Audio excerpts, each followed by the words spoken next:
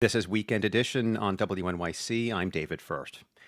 New York's Board of Elections canceled the state's Democratic presidential primary earlier this week. The board says it made the decision to reduce the risk of spreading the coronavirus and because Joe Biden's lone remaining challenger for the Democratic nomination, Senator Bernie Sanders, suspended his campaign last month. But the decision drew the condemnation of several of Sanders' supporters, as well as another one of Biden's former primary rivals, Andrew Yang. Yang sued the board because he says the cancellation is a violation of voters' rights. And the headline-generating lawsuit also happened to revive chatter about Yang's potential future run for mayor of New York City. We are joined by Matt Stevens, political reporter for the New York Times, who wrote an article this week about Yang's political ambitions. Matt, welcome. Thank you so much for having me. And I guess we should start by saying, as you have reported, people familiar with his thinking say that he's leaning toward not running. But here is what Andrew Yang said on The View last month when he was asked about running for mayor.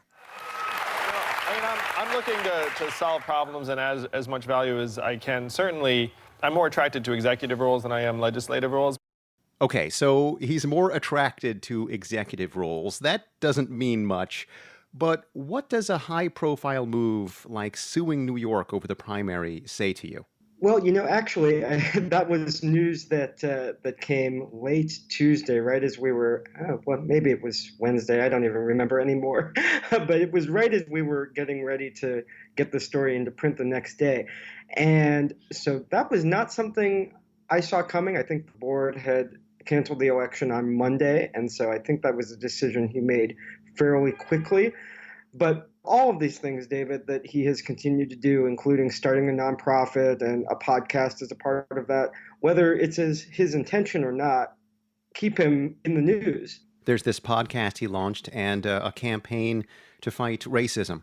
Yeah, I found the campaign to fight racism and discrimination particularly interesting because Mr. Yang, we know, is Taiwanese American, Asian American, and throughout his campaign, he, I guess you could say, didn't play up that aspect of his identity. He certainly was willing to talk about race and being Asian American when he was asked about it, but he himself said he didn't want to sort of put that front and center. He used stereotypes in some cases. He had a campaign tagline that was the opposite of Donald Trump is an Asian man who likes math, and that didn't sit well with some folks in the Asian American community who felt he was sort of leveraging these stereotypes in a bizarre and unhelpful way. It was interesting to me that he's now become a little bit more engaged in these issues as Asian Americans are facing racism and xenophobia because of this virus and its connections to China. What do supporters say? What is the argument for Andrew Yang as mayor of New York?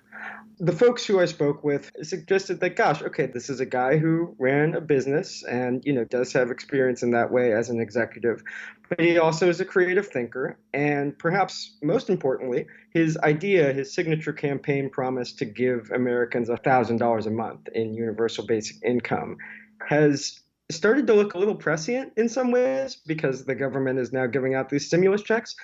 Of course, critics would say, where's that money going to come from as New York tries to rebuild its economy? But the folks who are interested in him know he has super high name recognition, that he could raise a lot of money, and they think he has sort of the creativity and the ideas to make him a strong candidate. And yeah, it seems like one of the main driving forces guiding a possible Andrew Yang run is his high name recognition.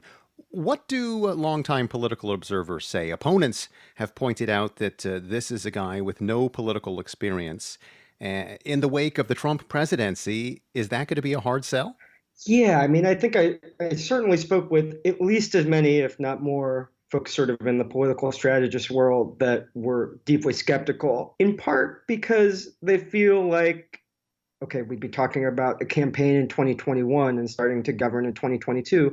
This is going to be coming straight out of a pandemic at a time when the city is going to need to rebuild. Mr. Yang himself said that the city is going to emerge far less energetic and poorer than it was before.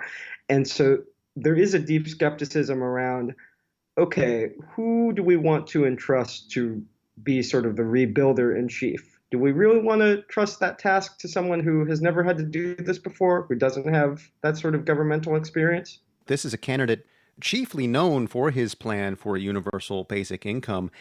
Can that remain the focus for candidates in a post-COVID world? I have seen no indication that Andrew Yang is going to stop sort of banging the drum on universal basic income, especially because it does appear to be gaining traction. I think, in fact, Speaker Nancy Pelosi mentioned in an interview the other day that she would be open to that idea.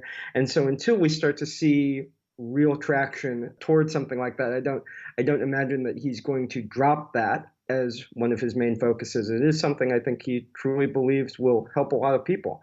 And so I would imagine, though this is speculative, that, if he were to do any sort of mayoral run, that would continue to be at the center of his campaign. On the flip side of that, this is a man who was born in upstate New York. He lived in Manhattan for most of his adult life, as you have reported.